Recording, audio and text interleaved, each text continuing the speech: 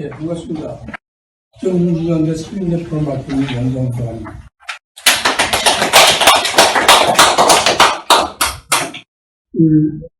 오늘이 2004년 3월 29일 국민발의권, 국민소환권 쟁취위원 네트워크에서 국민소환지를 주장한 지 무려 18년 8개월, 17일째가 되는 날이에요.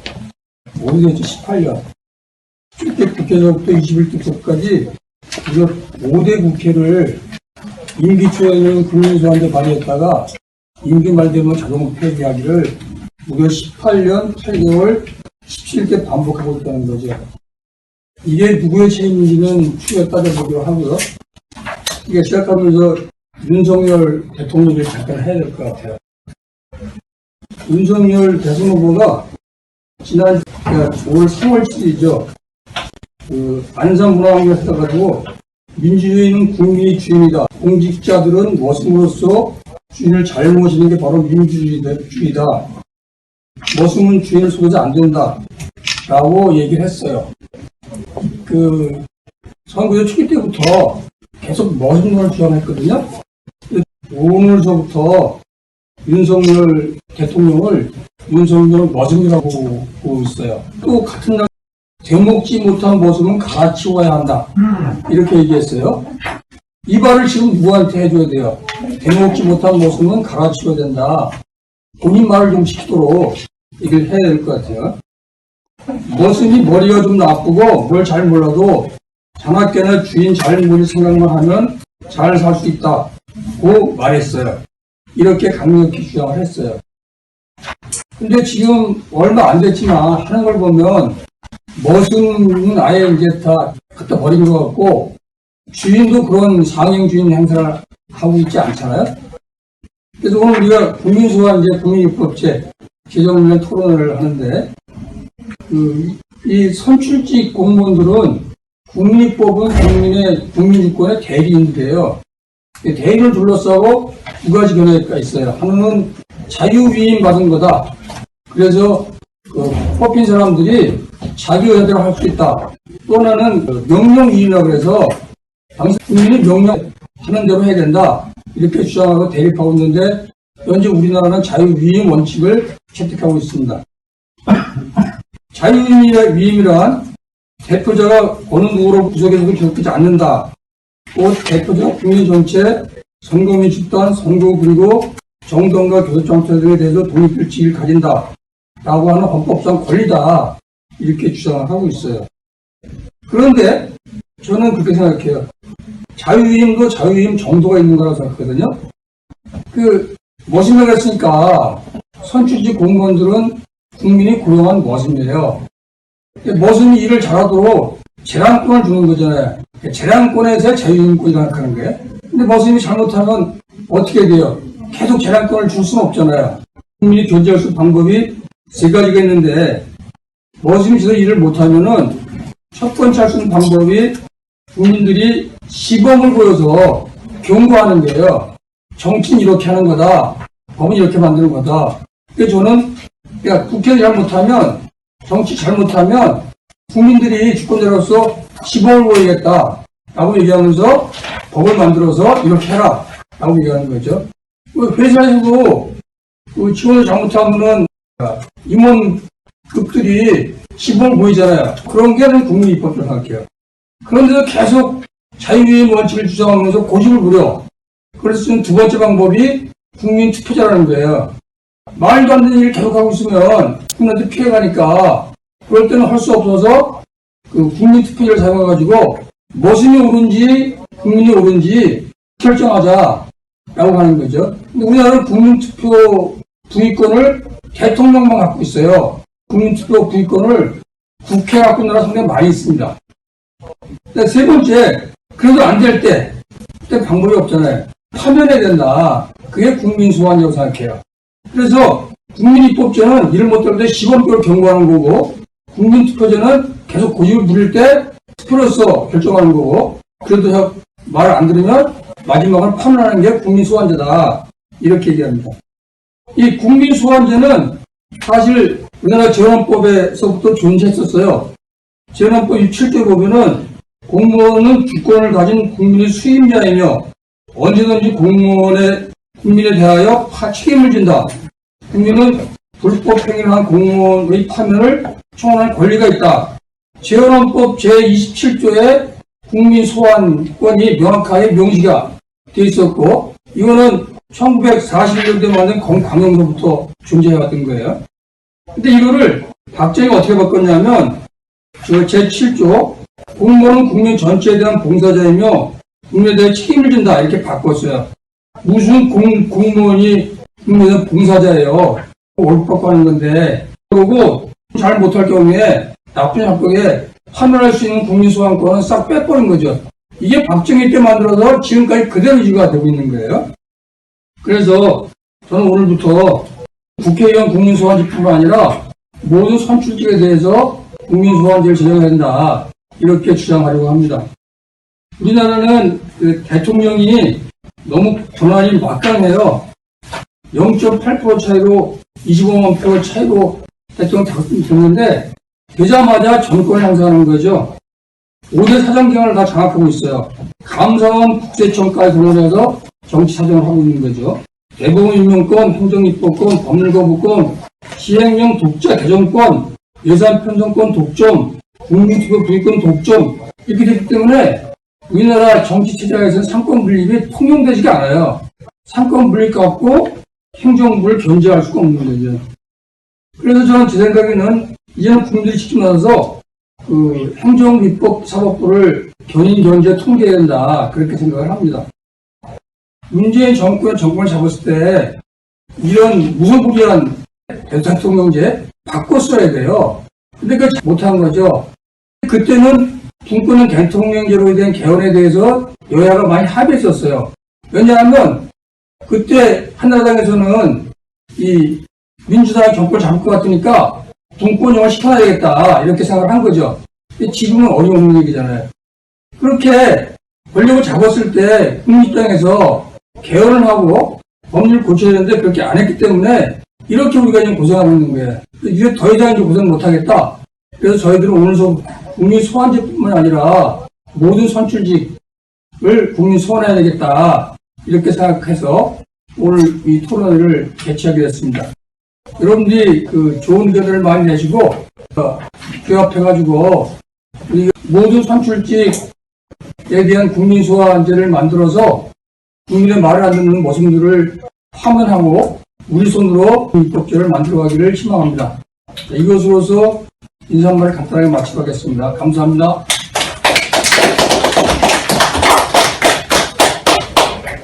그럼 먼저 우재욱 대표님께서 발제해 주시겠습니다. 저는 직접 민주주의의 핵심 제도는 국민이 어떤 법과 정책을 먼저 우재욱 대표님께서 발제해 주시겠습니다. 저는 직접 민주주의의 핵심 제도는 국민이 어떤 법과 정책을 발의해서 국민이 스스로 결정할 수 있고 또 말 안 듣는 선출직 공무원이 있으면 해임 또는 파면할 수 있는 그런 권한이 국민에게 주어져 있는 것. 그래서 국민 발의제, 국민 투표제, 국민 소환제 보통 이렇게 세 가지를 얘기하는데 우리는 거기다가 국민이 어떤 정책이나 어떤 법안에 대해서 결정을 하기 전에 거기에 대해서 상당한 정도의 토론이 필요하다고 해요. 국민들 내부에서 일종의 수기민주주의라고 하잖아요. 수기민주주의 차원에서 토론이 필요한데 그거를 국민 공론제 그래서 그것까지 포함해서 네 가지를 핵심 제도로 직접 민주주의의 핵심 제도로 해서 이거를 관철시키려고 하는 게 직접 민주주의 연대입니다. 근데 사실 그 외에도 어떤 사안에 대해서 나중에 사후적으로 평가하고 감사해야 되잖아요. 국민감사제 이것도 직접 민주주의 일환이고 또 지금 사법 권력 같은 경우는 사실 통제가 좀 잘 안 되고 있거든요. 그래서 그 사법부의 장도 이제 선출직이 돼야 된다 이렇게 얘기를 하는데 어쨌든 이제 재판 과정에 국민이 참여하는 국민 대신 문제 이것도 이제 직접 민주주의 일환이에요. 그러니까 이제 직접 민주가 이제 그렇게 여러 가지 제도가 있는데 그 중에 4가지 국민 발의제. 근데 그거를 우리는 좀 약간 좀 법안을 중심으로 입법권을 국민이 좀 가졌으면 좋겠다. 이게. 국회와 행정부 대통령이나 이게 장관 발의하잖아요. 행정부 발의할 수 있게 헌법에 명시되어 있잖아요. 그걸 국민에게 줘야 돼요. 그게 헌법 1조 2항 국민이 주권자인데 왜 이 법안을 국민들이 못하냐? 왜 대리인을 통해서 해야 되냐?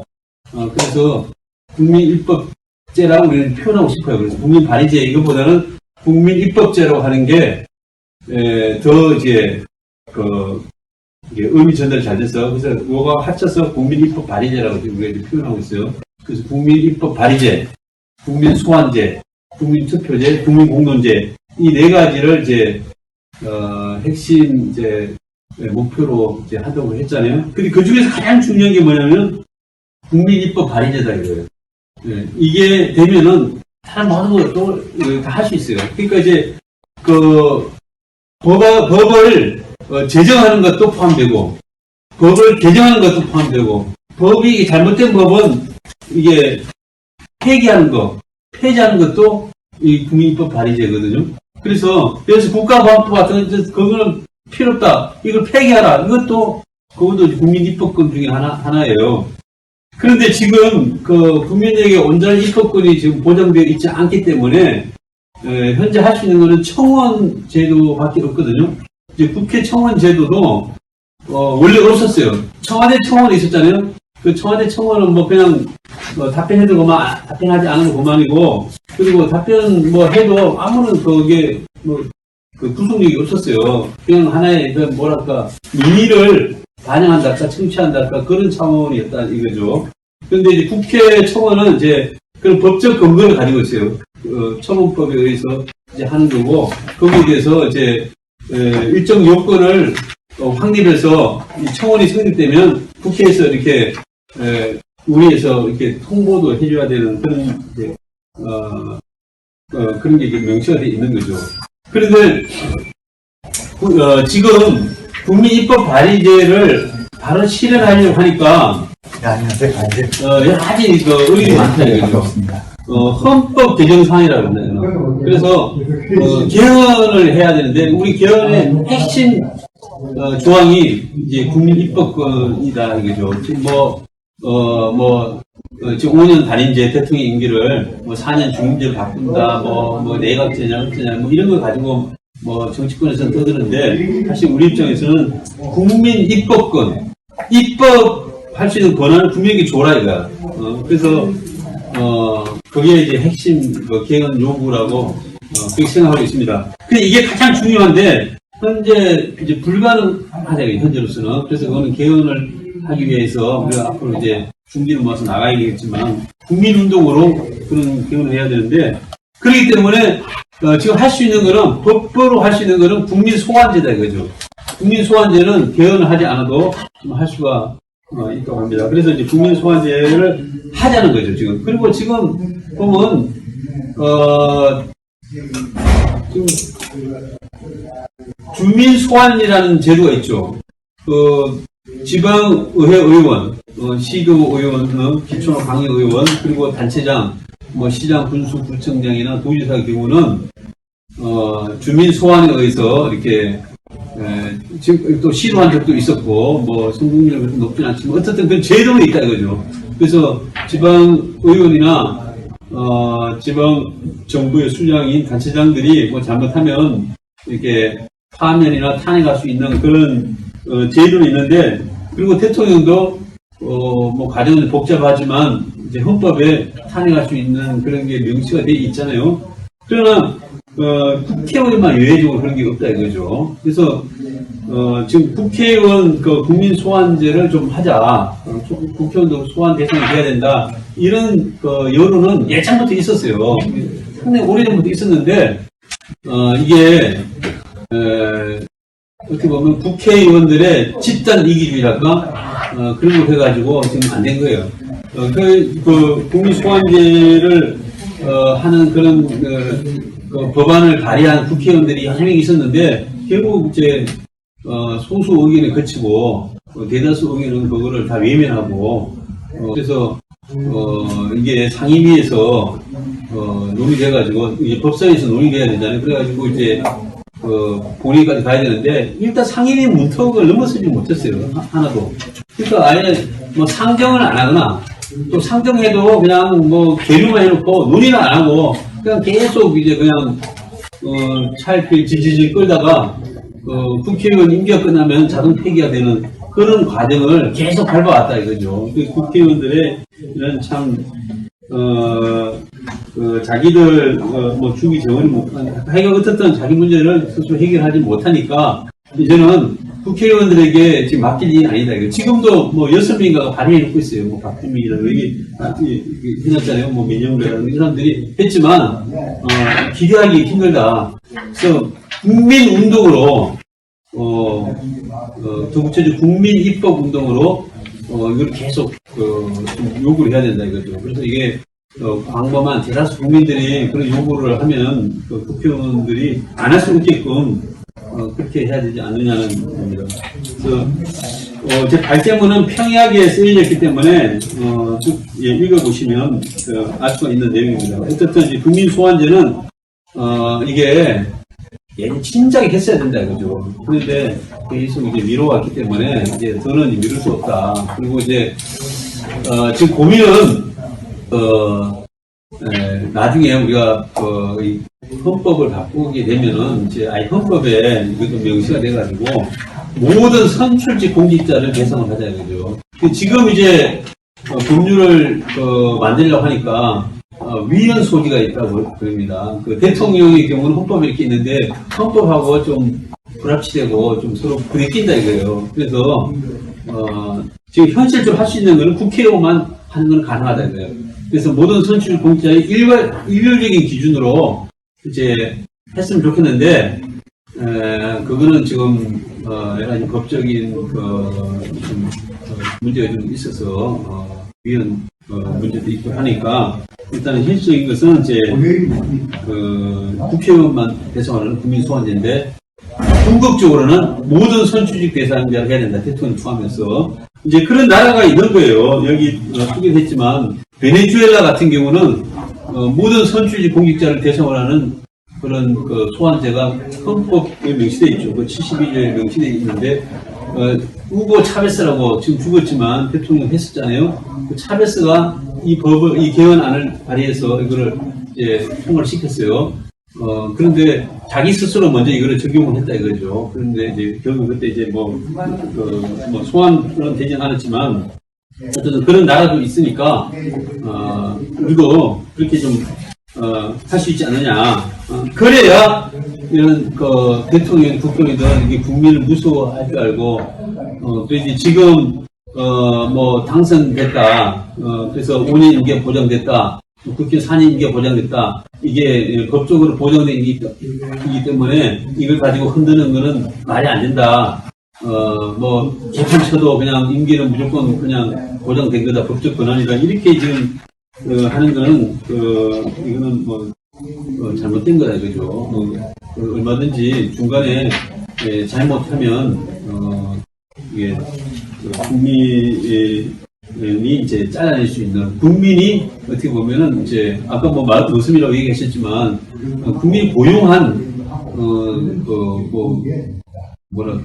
비정규직 공무원 아니에요. 그러니까 이제 중간에 회사에서 잘못하면 회사에 피해를 많이 주고 그러면은 해고시켜버릴 수 있는 것처럼 운동을 해고시켜버리는 거죠. 이렇게 국민들한테 피해를 주고 나라를 지금 엉망으로 지금 만들고 있는데 그래도 그냥 속만 끓이고 쳐다만 봐야 되고 그리고 5년 후를 기다리자 이거는 안 맞다 이겁니다. 이게. 그래서 이런 제도적 장치를 마련해야 된다. 그래서 지금 상황에 대해서는 누구나 다 잘 알고 계시니까 지금 어떻게 돌아가고 있는가. 지금 나라가 제가 보기에는 이대로 가다가 나라가 정말 이게 지금 부분이 꺾여갖고 지금 기울어지고 있어요. 그러니까 나라 망하지 않을까 지금 싶어요. 윤석열이 되고 나서 하나 지금 잘 되는 게 없고, 역사는 지금 거의 뭐, 행위로 가는, 그런 지금 거의 뭐, 눈 뜨고 지금 보고 있는 것을 하는 것 겁니다. 그래서, 국회도 믿을 수 없으니까, 이제 국민이 나서서 이제 하면 안 되고, 또, 이런, 국민소환제가, 영국 같은 경우도, 2015년도인가요? 이게 국민소환제, 법률이 좀 만들어져가지고, 있고, 그리고 이제, 미국 같은 경우는 이제 지방, 주정부 단위에서는 이게 좀 발달돼 있고, 이제, 연방의원을 대상한 거는 지금 그런 제도는 좀 없는데, 어쨌든 이제, 지방, 영역에서는 이제, 이런 소환제 하는 게, 제도가 잘 제도가 되어 있다고 봅니다. 이제, 스위스 같은 경우는, 제가 스위스에 갔다 오신 분 얘기도 들어보고 했는데, 스위스가 직접민주주의가 가장 오래된 나라고, 또 실제로 1년에 4번씩 국민투표를 이제 하는 나라라고 하잖아요. 그래서, 스위스 경우에 보니까 소환제가 있는데, 개헌안도 스위스가 지금 한 850만 정도 되더라고요. 근데 한 10만 명 정도가 서명하면은, 개헌을 발의할 수도 있어요. 헌법 바꿀 수도, 있는 그런, 정족수가 10만이 있는데, 근데 이제, 제가 좀 자주 이루어지냐고 하니까, 거기는 이미, 이렇게, 연방의원이든, 주의원이든, 이렇게 시장이나 이렇게 되려면은, 이미 다 걸러진 사람들이라, 소환 대상이, 되면은 벌써 이미, 우리가 지금 이렇게 소환을 해야 될 사람이 지금 벌써, 이렇게 많다는 게 그만큼 정치적으로 이게 좀 문제가 있는 거고, 정당도 문제가 있는 거고, 그렇죠. 스위스는 그런 사람이 거의 없다 그럽니다. 그래서 소환에 관한 거는 별로 이렇게 그런 사례는 지금 거의 없는 걸로 하여간 스위스 연구하신 분한테 제가 들었어요. 그래서 거기는 국민 발의제 이게 좀 활성화되어 있다고 합니다. 그래서 국민 소환제를 해야 된다 하는 것에 대해서 여기 계신 분들이 다 동의하고 지금 사실 만시장에 감이 있는 거고. 이제 이거를 좀 어떻게 할 건가 하는 데 대해서는 우리가 같이 좀 연대해서 하자는 거죠. 직접민주연대 혼자 하기는 힘들고. 그래서, 국회, 국민동의 청원이라는 절차가 있거든요. 이것도 원래 없었는데, 우리 연 대표님 국회의장을 만나가지고 얘기를 해서 이런 제도 만들어졌다고 그러는데, 이거는 이제 국회 홈페이지에 루브인에서 이렇게 자기가 동의합니다. 이걸 해야 돼요. 청와대 서명은 지금은 안 하지만 문재인 때 보면은 페이스북이나 카카오톡이나 네이버 그걸 이제 같이 연동해가지고 이렇게 그걸로도 이제 해서 그냥 동의 절차를 밟으면 됐거든요. 근데 이제 국회 동의는 국회에 자기가 가입을 해야 돼요.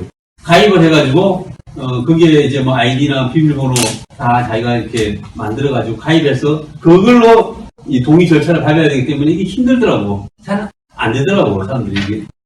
어려워하고, 그리고 쉽게 한 단계 절차 복잡하니까 쉽게 좀 접근하기가 좀 힘들어요. 그래서 그전에는 10만 명이었는데 지금은 5만 명 이상이면 이게 청문안이 성립되거든요.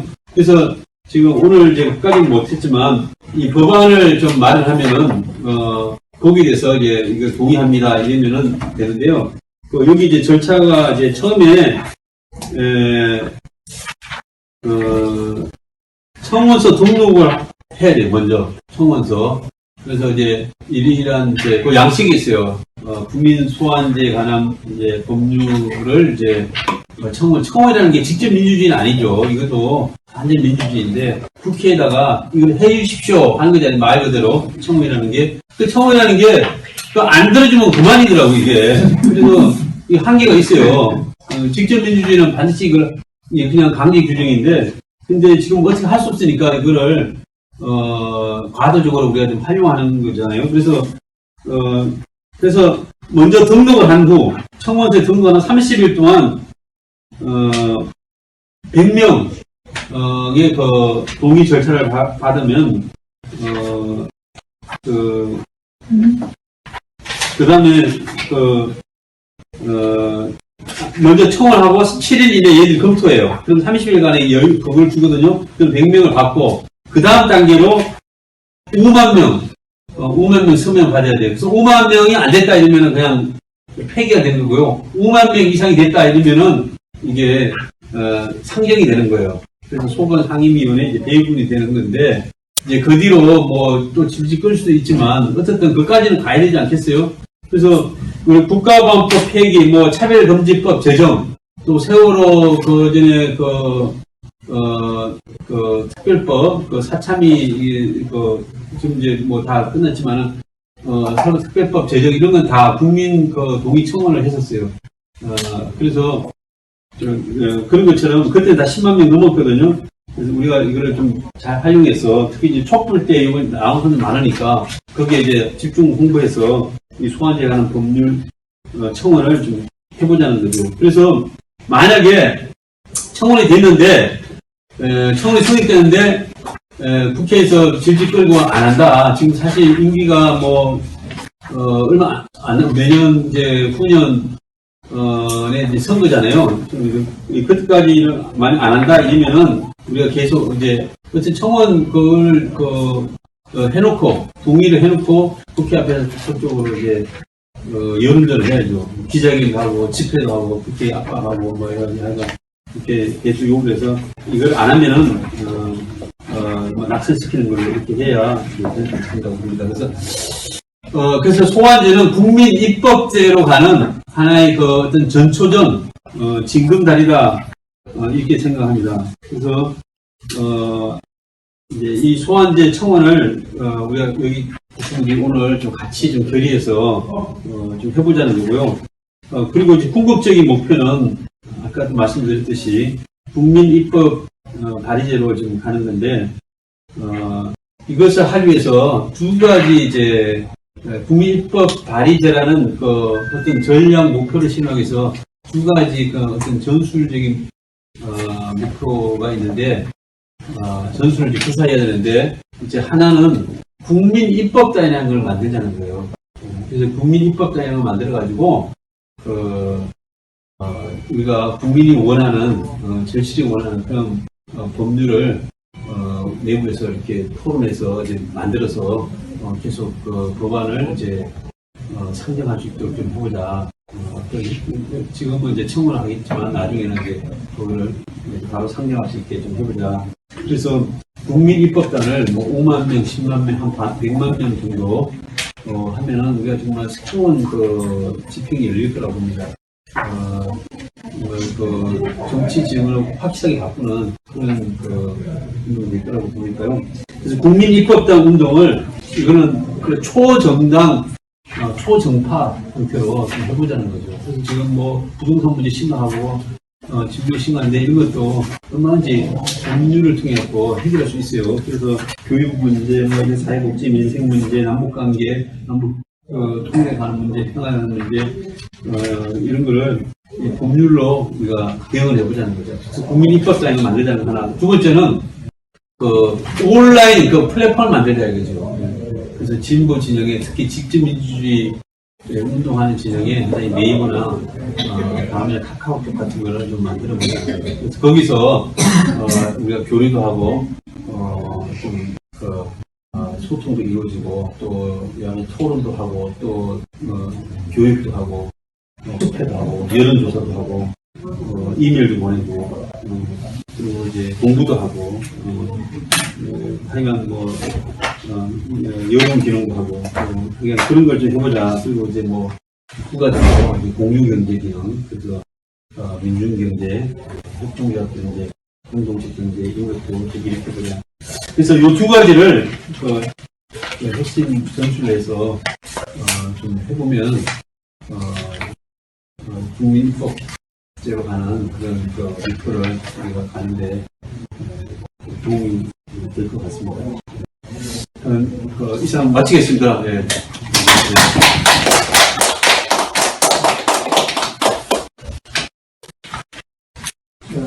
문희영 대표님이 첫 번째 발표를 마치셨습니다. 그래서 하도 이제 이 나라가 막 엉망이되니까 이 꿈을 많이 꾸는 것 같아요. 이러다가 이제 군 모습을 잘하는 게 공안 출신이니까 부대표님 끌려 들어가면 아마 제목이 국가 전복지 될 것 같아요. 뭐 복주만 된다 그러지, 파면도 시킨다 그러지, 그건 국가 전복이거든요. 제가 옛날에 민주운동할 때 남원교에 끌려 들어갔더니 그런 얘기를 하더라고요. 그땐 그 난지도 철거민 때문에 거기 가서 문날 며칠 사는 적이 있어요. 그래서 넌 난지도 갔지? 너 갔다고. 이런 했지? 그래서 했다고. 그랬더니 네가 국가가 할 일을 다 하네. 그러더라고. 난 처음에 그게 칭찬인 줄 알았어요. 나중에 보니까 그게 국가전복제에 바뀌더라고. 그게 농담이고요. 그러니까 우리가 나라 엉망이어서 해야 할 게 너무 많아서 국민소원제부터 국민입법제, 그 다음에 이제 온라인 플랫폼 문제, 국민 입법단 만드는 문제 등등 걸 다 말씀 많이 하셨어요. 잘 생각하셨을 거라고 믿고요. 다음 김장님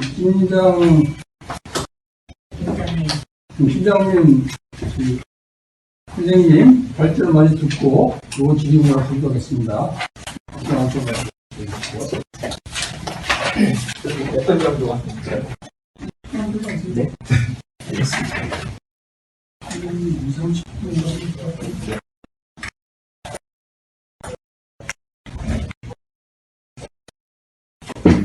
저는 이제 뭐 구체적인 내용보다도요, 좀 연구하는 거를 바탕으로 해서 이론적인 것들을 가닥을 잡는 방향으로 한번 말씀드리겠습니다.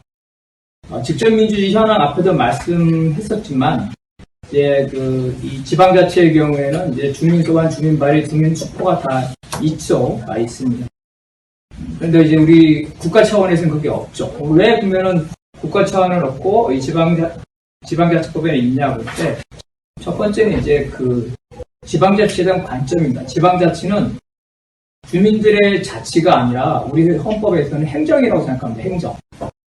주민들이 행정에 참여한다. 주권 행사하는 게 아니라 행정에 참여하는 거기 때문에 그 정도는 허용할 수 있다. 이렇게 하는 거고. 두 번째는 직접 민주주의를 이 국가 차원에서 하기 좀 부담이 되니까 뭐 그들이 말하기를 이제 엘리트 정치인이 말하기를 아직까지는 우리는 시기상조다. 그러니까 한번 지방자치 차원에서 한번 해보자. 뭐 이런 두 가지 의미가 있겠습니다. 그러면 국가 차원에서의 직접민주주의 현황은 어떻게 되냐면 주민소환 같은 국민소환 아예 존재하지 않습니다. 국민 발의 존재하지 않고 청원만 있다가 요즘에 이제 국민청원이 생겼죠. 기존의 청원과 국민청원의 차이점은 상임위원회로 이관된다는 게 차이점입니다. 그러면은 국민 발의와 국회청의 차이점이 뭐냐? 국민 발의는 법안이 성립이 돼서 개정적 입법 절차로 들어가는 거예요. 발의 절차. 그런데 이거는 그냥 논의할 의무만 있습니다.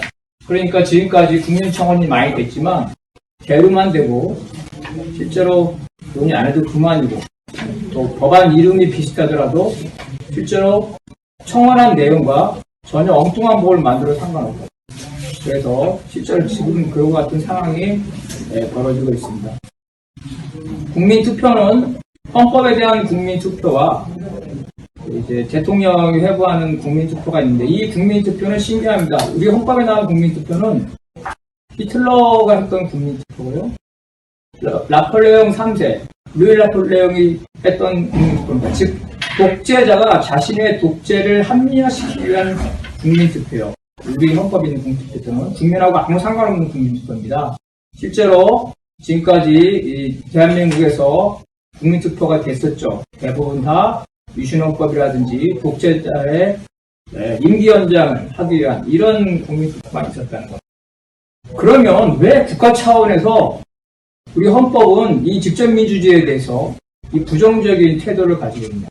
이거를 봐야 될 겁니다. 그거는 뭐냐면 우리 헌법의 인용, 우리 공화국의 인용. 우리 공화국은 사실은 이제 미국이 이 군사 통치를 통해서 그 해방 직후에 이제 미국식 민주주의가 들어왔죠. 우리 헌법의 이념, 다시 말해서 미국식 공화주의의 이념이 무엇이냐는 겁니다. 그거는 바로 자본주의 민주주의입니다. 자본가들이 주의되는 민주주의고 엘리트들이 주의되는 민주주의라는 거죠. 우리 헌법 자체가 자본주의 민주주의에 기반하고 있기 때문입니다. 엘리트 민주주의에. 그거 이론적으로 올라가면 우리가 이 국가 사상에 대해서 가장 근대에 있어서 가장 뭐랄까요? 모델적인 게 뭡니까? 사회계약론이죠. 사회계약론에서 두 가지 큰 사상이 있습니다. 로크의 사회계약과 루소의 사회계약이 있습니다. 우리 헌법이 기반하고 있는 이 자본주의 민주주의 공화국은 로크의 사회계약에 따르고 있습니다. 로크에 의하면은 국가가 왜 만들어지냐? 국가 없이도 사람들이 이성적이어가지고 행복하게 평화롭게 살고 있었다는 거예요. 근데 국가가 왜 만들어지냐? 그런데 문제는 사람들이 분쟁이 일어나면, 특히 재산권에 관한 분쟁이 일어나면 이 분쟁을 해결해줄 재판관, 재산 권력이 없었다는 거예요. 재산권 분쟁을 해결해주기 위해서 강제력 있는 규가 필요하다. 그게 바로 국가라는 겁니다.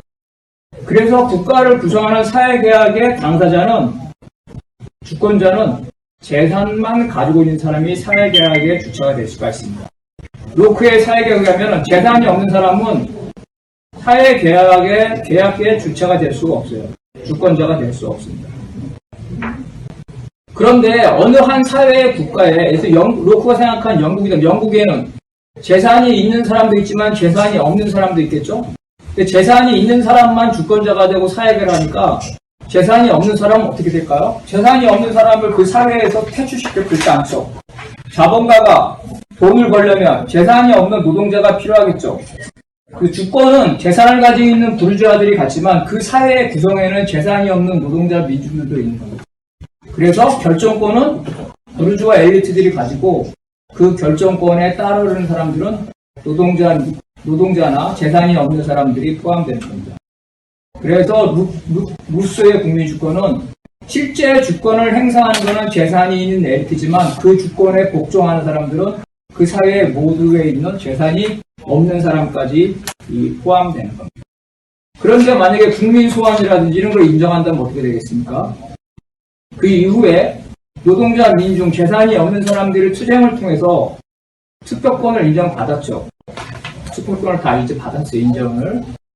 그런데 투표권이 있는 사람들, 그것을 노동자, 민중, 엘리트가 아닌 사람들이 이 재산이 있는 자본과 엘리트들을 소환한다는 것은 로크의 입장에서는 말도 안 됩니다. 세금도 안 내는 놈들이, 재산도 없고 사회에 기여하지도 않는 놈들이 사회에 실질적으로 지배하고 통치하고 있는 자본주의 엘리트들을 소환한다는 게 있을 수 없는 겁니다. 그래서 로크의 사회강론에서는 소환제도 자체가 존재하지 않습니다. 그리고 또 이렇게 말합니다. 로크의 사회강론에서는 이제 영등포라고 합시다. 국민주권 이런 겁니다. 영등포에서 홍길동을 영등포 국민이 뽑았습니다. 그런데 홍길동은 영등포 국민이 뽑히는 순간 이렇게 말합니다. 영등포 국민 여러분 대단히 감사합니다. 저를 뽑아주세요. 저는 오늘부터 영등포 국민은 물론 국민 전체를 위해서 일하겠습니다. 국민의 대표로서 일하겠습니다. 이렇게 말합니다.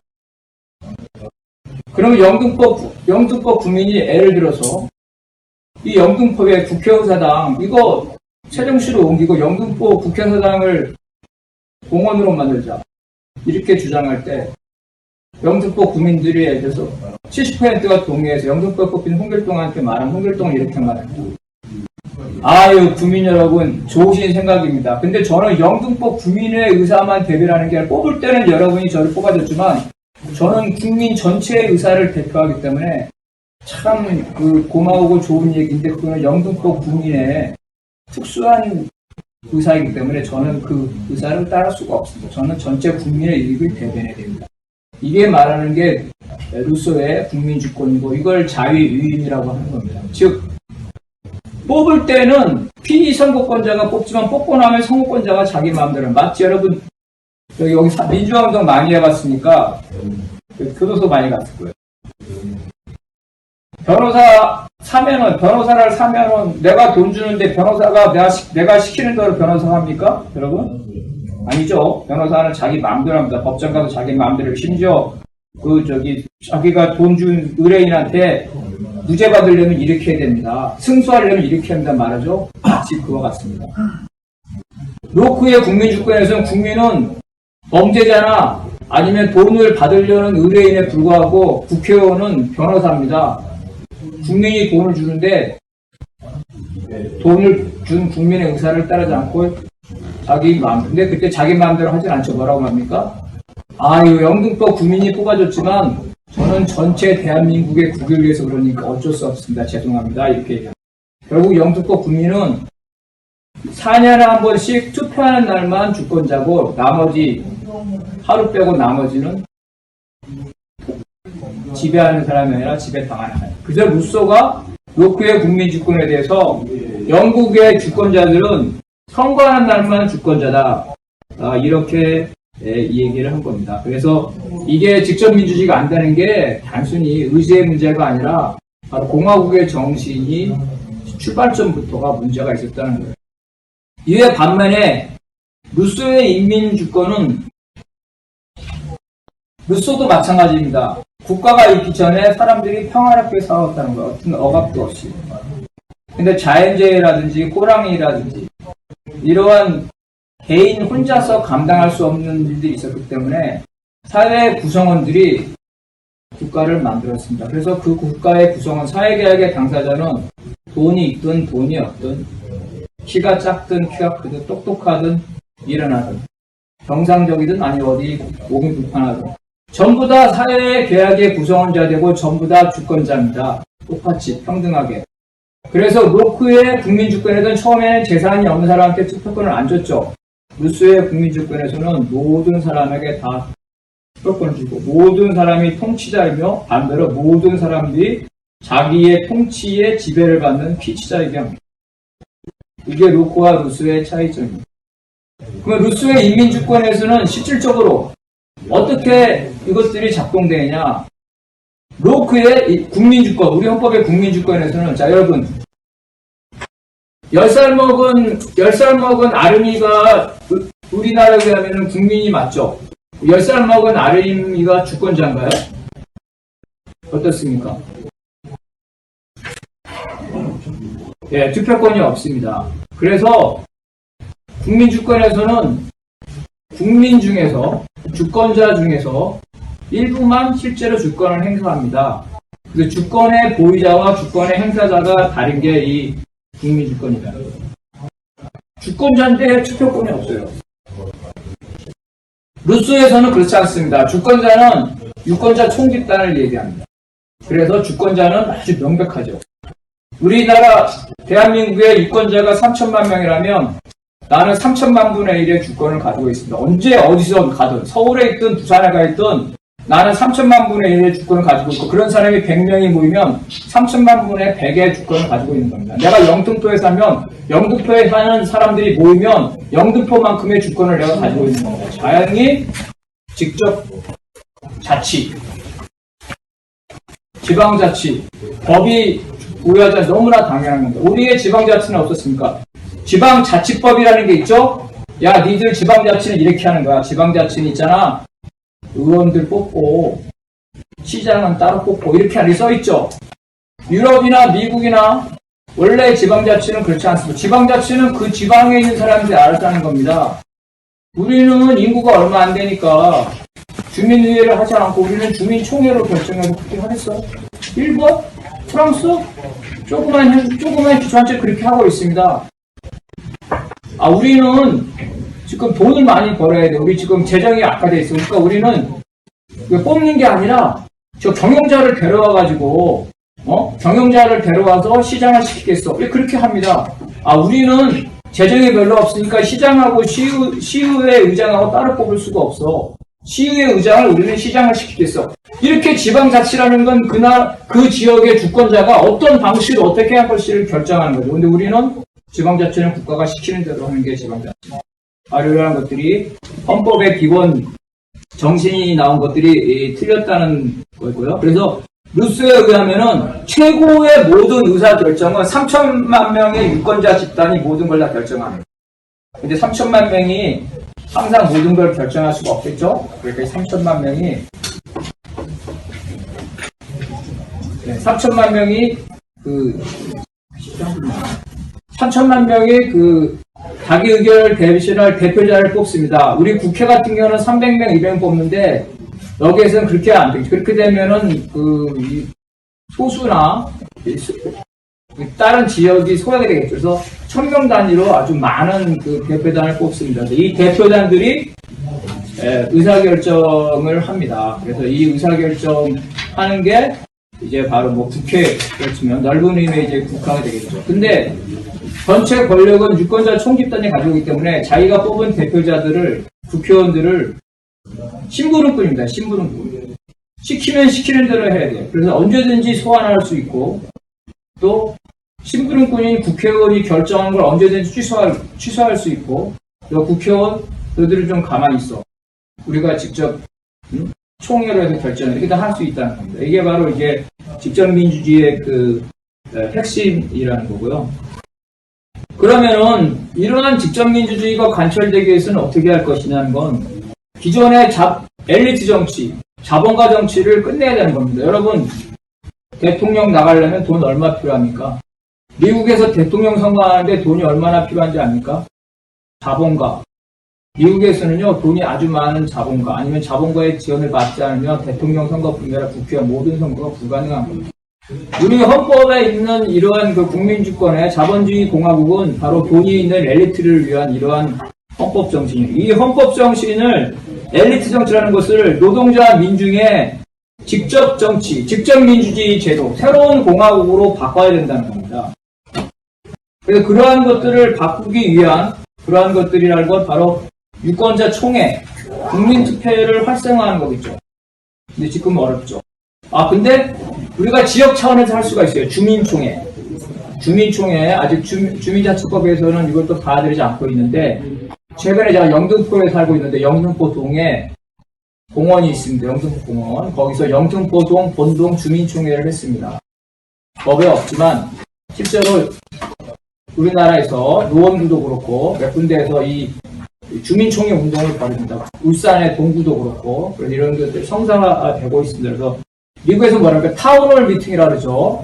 학교의 커다란 강당에 동이다 그러면은 우리를 치면은 동이다 그러면은 읍면동이 제일 말단인데요. 아마 5천에서 아마 2만 정도 쌓일 겁니다. 그러면 한 가구에 한 명당 나온다고 치고 그러면은 실제로 이제 한 가구당 참여를 한다면 제가 볼 때는 가구당 한 명씩 나와서 그래서 500명이다.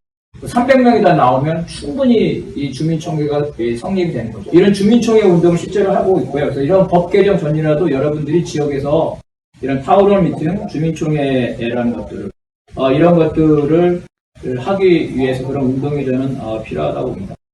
마찬가지로 여러분들이 말한 이제 대표자 소환제도, 국민소환제도가 있고, 소환을 했는데도 말이 안 들어요. 야, 우리가 시키는 대로 안 했는데 너 소환했어. 근데 그놈이에요. 국민의힘 대신에 민주당 찍어였는데 민주당도 마찬가지, 국민의힘도 마찬가지. 그러면 어떻겠습니까? 여러분들이 노동자 민중이 직접 정치를 해야 되겠죠? 근데 바쁘니까 이 법은 내가 직접 만들어야겠다고. 야, 니네 국회 오스트해. 내가 국민투표로 법 만들게. 이게 바로 입법 발의입니다. 그리고 입법을 결정하는 겁니다. 단순히 발의뿐만 아니라 입법을 내용을 결정을 해요.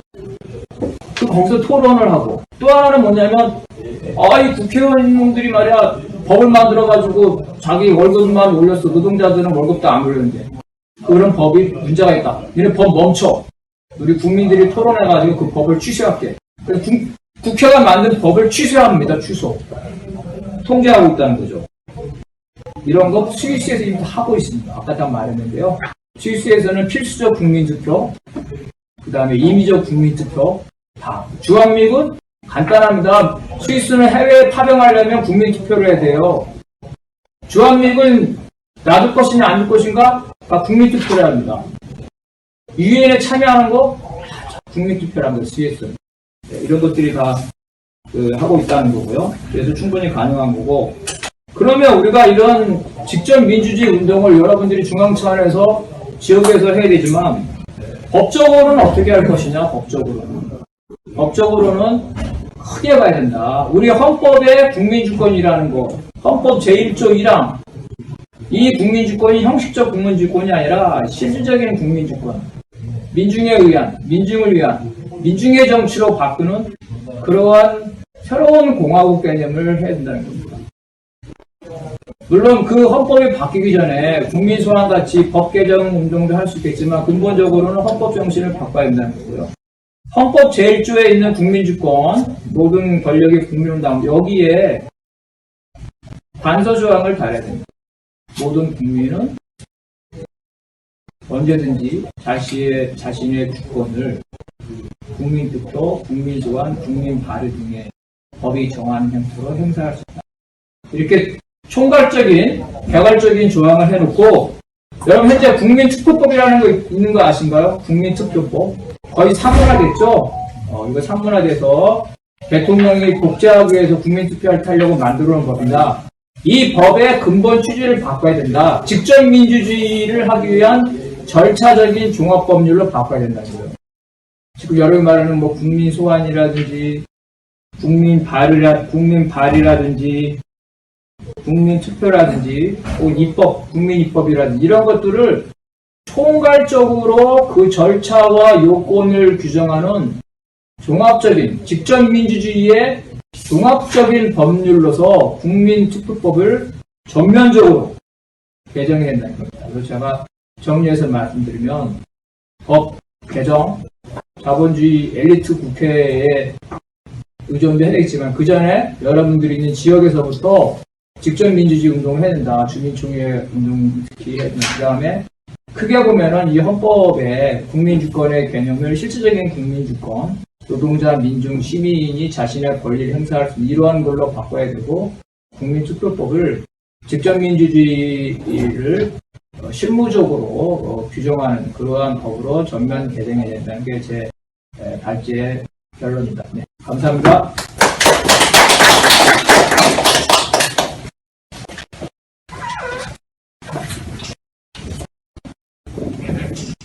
김정민 선생님께서 설명을 잘 해주셔가지고 개념에 대해서는 더 이상 얘기할 게 없을 것 같아요. 저희가 국민 대운동할 때 만든 헌법에 보면은 지금 얘기하신 그 조항이 들어가 있어요. 1조에.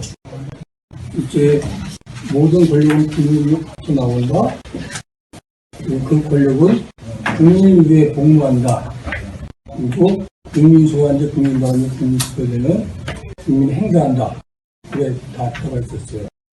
그리고 이제 이 자료를 뒤에 보면은 그 당시에 국민 대운동하면서 행안부에서 토론한 게 보다 원고예요. 이 원고에 헌법으로 할 수 있는 방법, 헌법에 대한 입법 활동할 수 있는 방법, 그걸 상세하게 다 적어놨으니까 참고하시면 될 것 같습니다. 네, 이제 토론으로 넘어가겠습니다. 토론하실 때 초점을 오늘은 원론적인 얘기보다는 국민소환제에서는 어떻게 할 것인가 거기에 좀 맞춰주시면 좋을 것 같고요. 그리고 사실은 저희가 제기한 거는 이 현재 정치 국면에서 윤 노승을 탈면시키는 방법이 뭐가 없을까 궁리하다가 선출직 공무원 국민소환제 제정하자고 하면 어떨까 싶은 생각을 했었어요. 그거는 위헌상이어서 우리가 법안을 낼 수 있어요. 그다음에 3년 올라가면은 감론을가 시끄럽게 벌어질 거예요. 그 전술상으로 지금 국민에서 선출직 공무원 국민소환제를 제기하는 게 어떻겠는가 하는 문제를 제기해보는 거고, 이게 여의치 않다 그러면은 국회 국민소환제를 제정도 먼저 하고 그 만료에다가 앞으로 개헌이 있을 때 이걸 집어넣겠다 이렇게 하는 거고요. 두 번째는 조만간에 개헌 국면으로 넘어갈 거예요.